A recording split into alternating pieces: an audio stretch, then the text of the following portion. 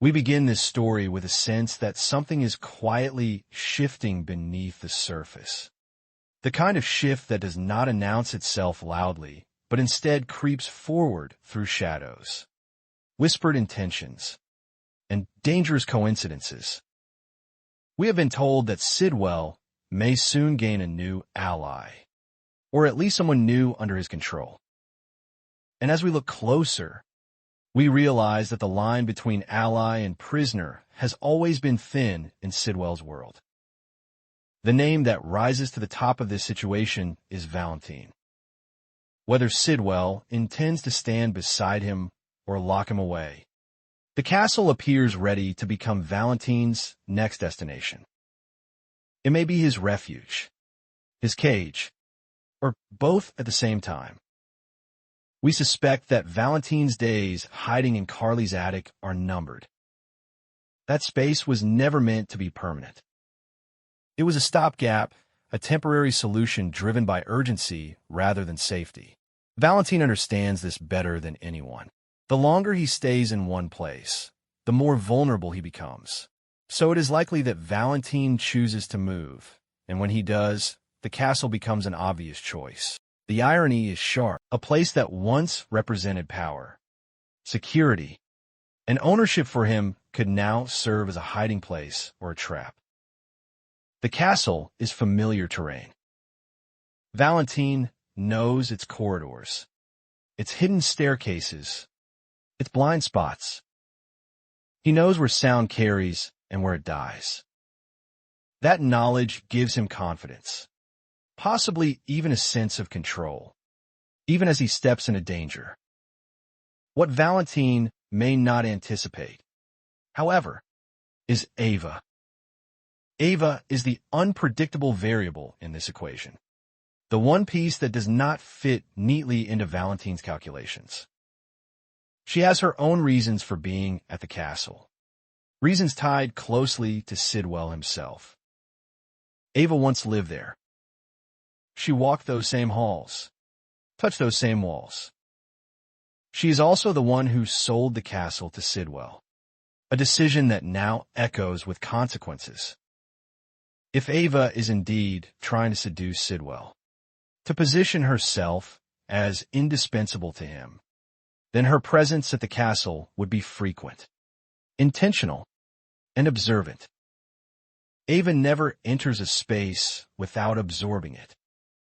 She notices details others miss.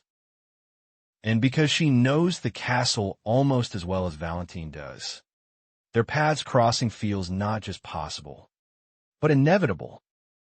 We can imagine Valentin slipping into the castle under disguise, perhaps posing as staff, a contractor, or even a guest whose name exists only on paper. Valentin is skilled at becoming someone else when necessary. He can alter his posture, his clothing, his mannerisms. Yet some things are harder to hide. Ava has always been adept at reading people, especially Valentin. Even if his face is obscured, his silhouette might betray him. His voice, even softened or altered, could still carry a familiar rhythm. It is entirely possible that Ava senses him before she consciously recognizes him. A flicker of intuition telling her that someone dangerous is nearby. When Ava realizes that Valentin is in the castle, we believe she will not hesitate for long. Ava is pragmatic when it serves her. She understands leverage, and she understands timing. Telling Sidwell about Valentin could earn her trust, favor, or protection. It could also eliminate a wild card from the board. So Ava likely brings this information directly to Sidwell, presenting it as urgent and valuable. We can see her framing it carefully, emphasizing the risk Valentin poses simply by being there. Ava knows how to speak Sidwell's language, how to stoke his fears without making them seem exaggerated. Sidwell's reaction, in our view, would be immediate and decisive. Sidwell does not tolerate unknown variables within his territory. The idea of Valentin wandering freely through the castle would be unacceptable to him. Sidwell would fear what Valentin might see, what he might overhear, and what he might infer. There is a strong possibility that Sidwell is using the castle for far more than residence. We suspect that hidden within its walls is a new laboratory, one designed to replace the old facility that has drawn too much attention from the PCPD. Dalton's death has only intensified the risk. Sidwell would want a location he fully controls, where oversight is minimal and secrecy is absolute. The castle fits that need perfectly. If Valentin were to stumble upon this laboratory, the consequences would be catastrophic for Sidwell. Knowledge is power, and Valentin has a long history of weaponizing information. That alone would be enough for Sidwell to order Valentin's capture. We imagine Sidwell deploying his men efficiently, sealing exits, sweeping corridors, herding Valentin toward a single unavoidable outcome. Valentin, for all his cunning, may find himself outnumbered. The castle that once empowered him could turn against him, its familiarity working both ways. Once captured, Valentin would be brought to Sidwell's office, a space that likely reflects Sidwell's need for dominance and control. This would not be a chaotic confrontation. Sidwell prefers calculated exchanges. He would want Valentin seated, contained, forced to listen. Sidwell's fear would not manifest as panic, but as cold resolve. He would make it clear that Valentin's presence was discovered, that his movements were tracked, and that escape is no longer an option. We believe Sidwell's primary concern extends beyond the laboratory. There is also Anna. Sidwell is secretly holding her captive, a fact that adds another layer of urgency. Valentin roaming the castle increases the risk of Anna being discovered. Valentin and Anna share history, emotion, and unresolved loyalty. If Valentin were to find her, everything would unravel. Sidwell knows this. Preventing that outcome would be paramount. This gives Sidwell even more motivation to neutralize Valentin swiftly. Rather than killing Valentin outright, Sidwell may see greater value in him alive. Valentin is intelligent, resourceful, and deeply connected to powerful people. Sidwell likely understands that such a man can be either an asset or a liability, depending on how he is handled. This is where a deal becomes possible. Sidwell could propose cooperation, presenting it as the only way Valentin survives and keeps his loved ones safe. The threat would not need to be spoken loudly. Sidwell could simply imply that harm might come to those Valentin cares about if he refuses. We suspect that Valentin, faced with this reality, might agree. Valentin has always been driven by complicated loyalties. Protecting his family and those he loves has often guided his worst and best decisions.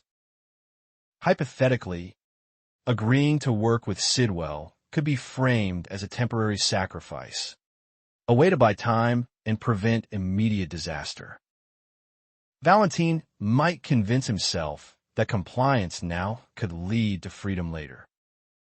However, we cannot ignore another possibility, one that carries far greater risk but also greater potential reward. Valentin may see this forced alliance as an opportunity. He may pretend to align himself with Sidwell, offering cooperation too easily, too smoothly. Sidwell might interpret this as fear or pragmatism, but Valentin has always been capable of playing a long game.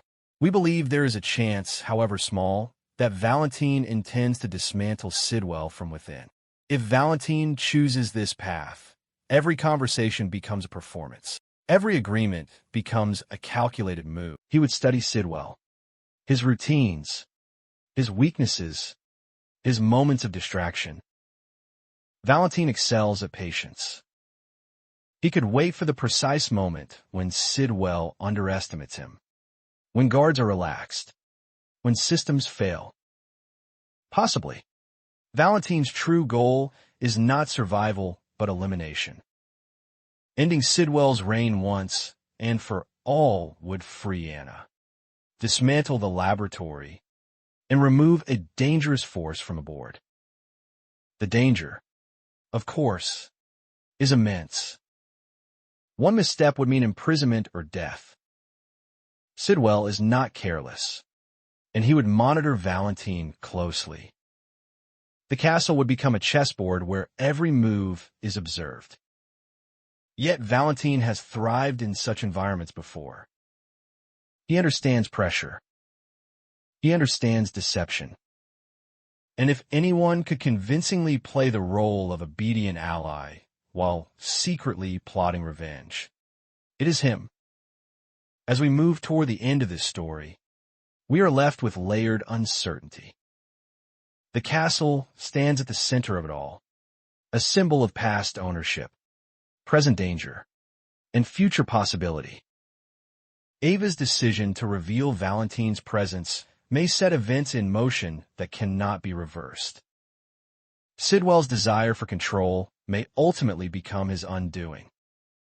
Valentin's choice, whether to submit, deceive, or strike, will shape everything that follows.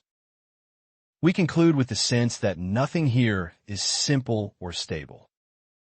Alliances are fragile, motives are hidden, and every character is operating with incomplete information. What seems likely today may unravel tomorrow. What appears to be captivity could become strategy. And what looks like cooperation might, in the end, be the quiet beginning of Sidwell's fall.